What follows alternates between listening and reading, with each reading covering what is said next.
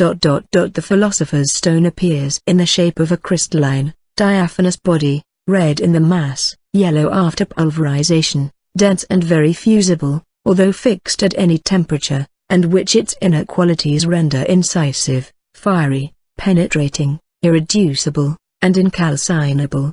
In addition, it is soluble in molten glass, but instantaneously volatilizes when it is projected onto molten metal. Here, in one single object, are gathered physiochemical properties which singularly separates it from a possible metallic nature and render its origin rather nebulous. A little reflection will get us out of our difficulty. The masters of the art teach us that the goal of their labors is triple. What they seek to realize first is the universal medicine or the actual philosopher's stone. Obtained in a saline form, whether multiplied or not, it can only be used for the healing of human illnesses, preservation of health, and growth of plants. Soluble in any alcoholic liquid, its solution takes the name of aurum potable, potable gold, although it does not even contain the least atom of gold, because it assumes a magnificent yellow color. Its healing value and the diversity of its use in therapeutics makes it a precious auxiliary in the treatment of grave and incurable ailments.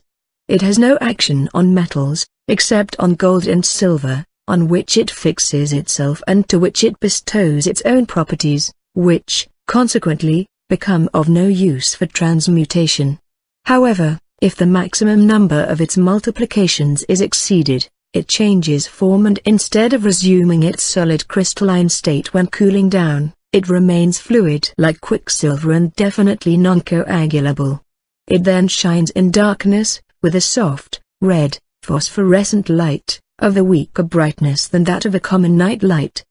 The universal medicine has become the inextinguishable light, the light-giving product of the perpetual lamps, which certain authors have mentioned as having been found in some ancient sepulchres.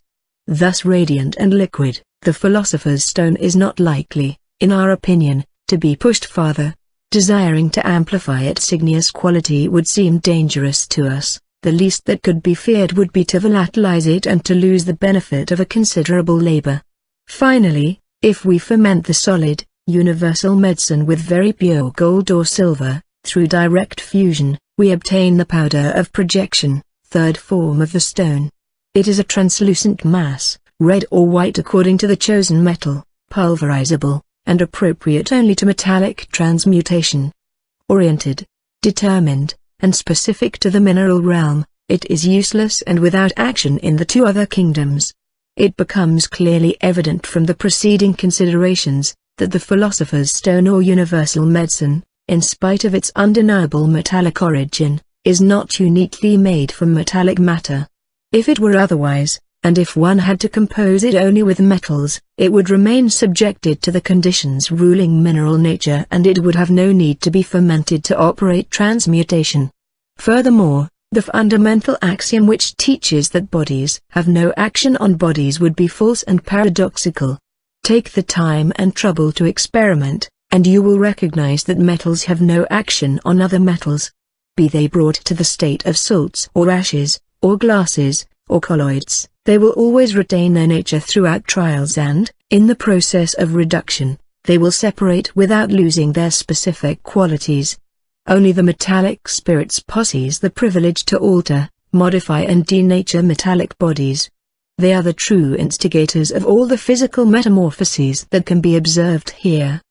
But since these tenuous, extremely subtle and volatile spirits need a vehicle, an envelope capable of holding them back, since this matter must be very pure, to allow the spirit to remain there, and very fixed so as to prevent its volatilization, since it must remain fusible in order to promote ingress, since it is essential that it be absolutely resistant to reducing agents, we may easily understand that this matter cannot be searched for in the sole category of metals.